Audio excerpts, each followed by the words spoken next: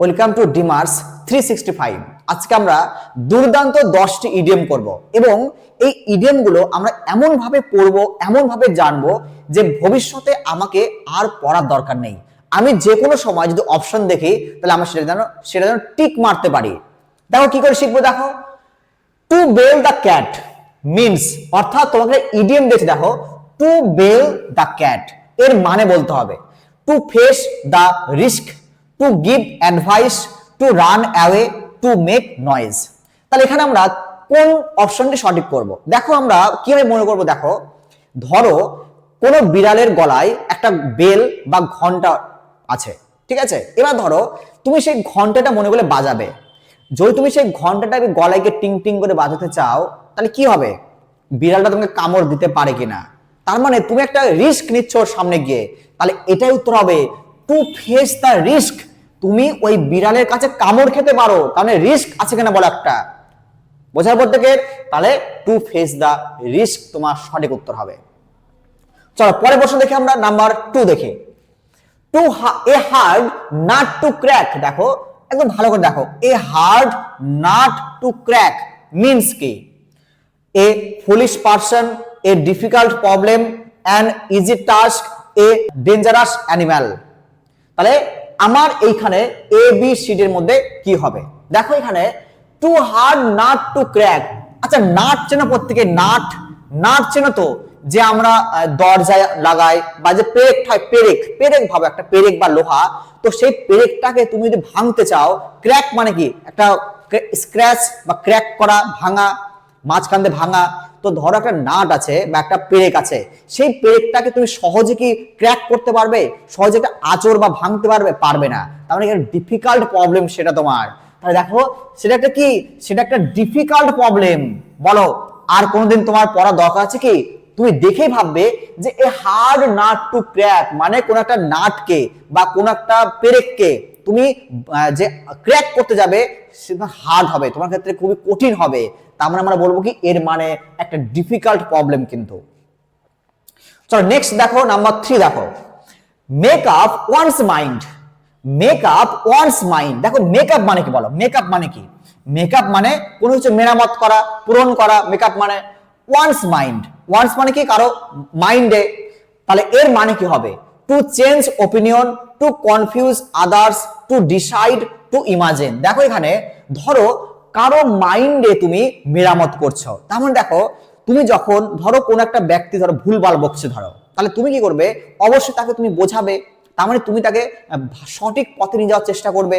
তার মানে তুমি দেখো ডিসাইড করেছো, ধরো যে ডিসাইড করেছো, কিন্তু ডিসাইড, তাই তুমি যদি ডিসাইড করে নাও যে ও এত ভুলভাল বকছে, তাকে আমি ভালো রাস্তায় নিয়ে যাব, ভালো করে বোঝাবো, তাহলে এইটা কিন্তু আমার ডিসাইড করা। তাই দেখো to make up once mind মানে কারো মাইন্ডকে মেরামত করছো তুমি। সে ভুলভাল বকছে ধরো পাগলের মতো, তাকে তুমি সঠিক রাস্তা দেখাবে, তোমার ডিসাইড করছো তুমি। তাহলে আমরা বলবো টু ডিসাইড। টু ডিসাইড তোমার সঠিক হবে অপশন নাম্বার সি। নেক্সট প্রশ্ন দেখো, number 4। To burn the candle at both ends. To burn the candle at both ends. দেখো ধরো একটা ক্যান্ডেল, তুমি ক্যান্ডেলের দুই দিকে যদি আগুন লাগিয়ে দাও, তাহলে তার মানে কি হবে? To save money, to work carefully, to waste lavishly, না টু রেস্ট প্রপারলি। দেখো তুমি যদি ক্যান্ডেলের দুই দিকেই কেটে আগুন জ্বালিয়ে দাও তাহলে কি হবে? অবশ্যই ওয়েস্ট করছো তুমি, সেটাকে কিন্তু বেশি বেশি তোমার নিজেরই ক্ষতি করছো। মানে তুমি দুই দিকে আগুন জ্বালিয়ে দাও তাহলে ক্ষতি হবে ফালতু ফালতু। একই আলো দিচ্ছে প্রায়, তার দুই দিকে দিলে কিন্তু তোমার সেই মোমবাতিটা কম সময় চলবে বা কম সময়ে সেই মোমবাতিটা শেষ হয়ে যাবে। তার মানে কি বলতো? To waste lavishly. To waste lavishly. Clear প্রত্যেকের? মানে অতি সহজে তুমি কি করবে? সেটাকে শেষ করে দিচ্ছ, ওয়েস্ট করছো কিন্তু। চলো পরের প্রশ্ন দেখি আমরা, নাম্বার 5 দেখি আমরা। এ হাউস অফ কার্ডস এর মানে কি?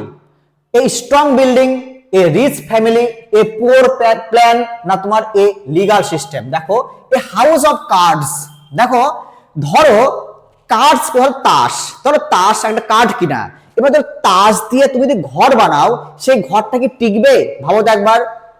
তাহলে কি কোনো তাস দিয়ে বা কোনো কার্ড দিয়ে যদি তুমি কোনো ঘর বানাও, সেই ঘর তো টিকবে না। তার মানে কি তোমার পুয়ার প্ল্যান, তোমার পুয়ার প্ল্যান একটা, তাহলে আমরা কি বলবো, এই পুয়ার প্ল্যান, একটা পুয়ার প্ল্যান কিন্তু তোমার একটা, যে সহজে ভেঙে যাবে কিন্তু। তো এই ধরনের ইডিয়মকে আমরা এত সহজে এখানে শিখবো।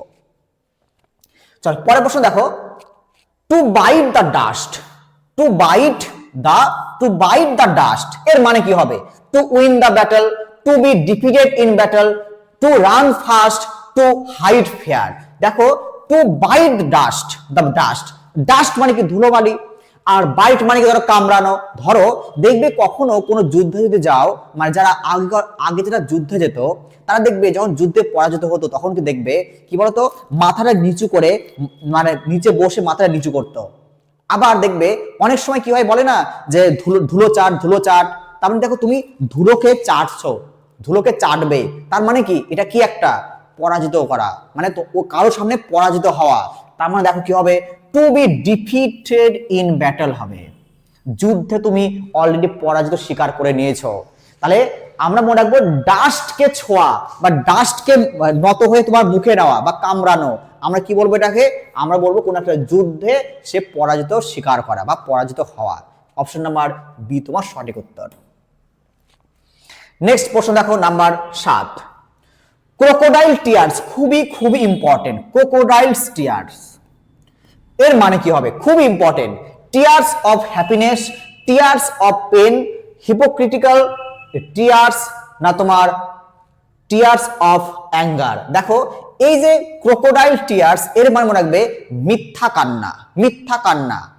মানে দেখবে আমাদের জীবনেও দেখবে কিছু মানুষ থাকবে, দেখবে ধরো তুমি কোন একটা ব্যক্তির কাছে ধরো তুমি ধরো টাকা তাকে ধার দিয়েছো, ধরো টাকা ধার দেওয়ার ফলে এবার তুমি তার কাছে টাকা চাইছো যে ভাই আমাকে কিছু টাকা দে, মানে আমার টাকাগুলো পাই, সে টাকাগুলো দে। এবার দেখবে সে তোমাকে অনেক ধরনের কান্না করবে যে ভাই আজকে আমার এই সমস্যা, কালকে ওই সমস্যা, আজ চাকরির টাকা পাইনি, কালকে ওই খরচ করেছে আমি, এখন আমার টাকা নেই। দেখবে ও কিন্তু তোমার কাছে কান্নাকাটি করবে, এই বাহানা সেই বাহানা, দেখো মিথ্যা কান্না করবে তোমার সামনে, একে বলে ক্রোকোডাইলস টিয়ার্স। ঠিক আছে, ক্রোকোডাইলস টিয়ার্স বলা হয়। তার মানে কি দেখো অপশন নাম্বার সি হবে, হিপোক্রিটিক্যাল টিয়ার্স হবে, মিথ্যা কান্না। অপশন সি নাম্বার তোমার সঠিক হবে, অপশন সি। চলো পরের প্রশ্ন দেখি আমরা, নাম্বার 8 দেখি আমরা, to catch one's eye, to catch one's eye এর মানে কি, to hurt someone, to attract attention, to follow closely, to watch secretly. দেখো ওয়ানস আই মানে কারো চোখে ধরা দেওয়া, তার মানে কি দেখো তুমি কারো মনোযোগ চাইছো না, তুমি চাইছো তোমাকে মনোযোগ দেবে। দেখো ওয়ানস আই কারো চোখে ধরা দেওয়া, টু ক্যাচ ধরা দেওয়া, ধরো তাহলে কি বলো, কারো চোখে ধরা দেওয়া মানে কারো চোখে তুমি অ্যাট্রাকশন পেতে চাইছো তুমি, তাহলে কি বলতো টু অ্যাট্রাক্ট অ্যাটেনশন, কারো কাছে তুমি কি বলো অ্যাটেনশন পেতে চাইছো। অপশন নাম্বার বি তোমার সঠিক হবে কিন্তু। নাম্বার 9 দেখো, টেক এ ব্যাক সিট এর মানে কি, তাহলে take a back seat, to lead a group, to drive a car, to choose to be less important in a role, to escape responsibility. তাই টেক এ ব্যাক সিট মানে কি, দেখো দেখবে আমরা দেখবে অনেক সময় দেখবে যারা আমরা কলেজে পড়তাম বা যারা আমরা বিদ্যালয়ে পড়তাম ছোটকালে, দেখবে অনেকে কি করে সামনের বেঞ্চগুলোতে বসে না, দেখবে ঠিক কিনা, সামনের বেঞ্চগুলোতে বসে না। অথবা দেখবে কোনো প্রোগ্রাম আছে ধরো, সেই প্রোগ্রামে দেখবে অনেকে দেখবে ভেবেই নেয় যে আমার এখানে কোনো গুরুত্ব নেই, ও কিন্তু কখনোই সামনে বসবে না, ও কি করবে পেছনে এসে বসবে। তাহলে তুমি যদি পেছনে বসো তোমার কিন্তু গুরুত্ব কম হয়ে যায়, মানে তোমার প্রতি অ্যাটেনশনটা প্রত্যেকে কম দেবে। তার মানে কিন্তু তুমি ভেবেই নিয়েছো যে আমারও এত গুরুত্ব নেই, আমি পেছনে গিয়ে বসবো। তার মানে এটাই মানে কিন্তু এটা যে to choose to be less important in a role, মানে তোমার যে ইম্পর্টেন্ট, তোমার যে গুরুত্বটা সেটা কিন্তু কম তুমি ভেবেই নিয়েছো। তার মানে কি to take a back seat মানে এটাই কিন্তু সঠিক উত্তর, অপশন নাম্বার সি। চলো নাম্বার 10 দেখো, আলফা এন্ড ওমেগা এর মানে কি, alpha and omega, power and authority, success and failure, the beginning and the end আর good and evil. Alpha and omega তোমরা প্রত্যেকেই জানো যে প্রথমে কিন্তু মনে রাখো আলফা রশ্মির আবিষ্কার হয়, এরপর মনে রাখবে গামা রশ্মি, এরপরে গামা রশ্মি, এরপর মনে রাখবে কি বলতো ওমেগা রশ্মি, এরপর মনে রাখবে ওমেগা রশ্মি। তাহলে আমরা বলবো যে কি বলতো, তাহলে প্রথমে আলফা, তারপরে গামা, আলফা, আলফা,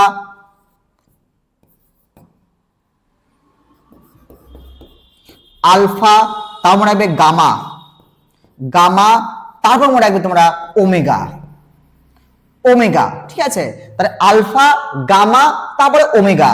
তারপরে দেখো প্রথমে আলফা, শেষে কি বলতো ওমেগা, শেষে কিন্তু ওমেগা। তাহলে আলফা শুরু, ওমেগাতে শেষ, তাহলে আলফাতে শুরু, ওমেগাতে শেষ হয়ে গেল আমার। দেখো বলো খুব ইন্টারেস্টিং কিনা বলো, খুবই ইজি কিন্তু, তবে আমরা লজিক্যালি খুব ভালোভাবে বিভিন্ন টপিক ওয়াইজ পড়বো আমরা, বিভিন্ন এক্সাম্পল দিয়ে পড়বো আমরা, তবে দেখবে ইডিএম গুলো আমাদের খুব ইজি হবে। তো এই হলো আমাদের 10টি গুরুত্বপূর্ণ ইডিএম। তোমরা অবশ্যই এইটিকে দেখো, লাইক করো এবং সাবস্ক্রাইব করো।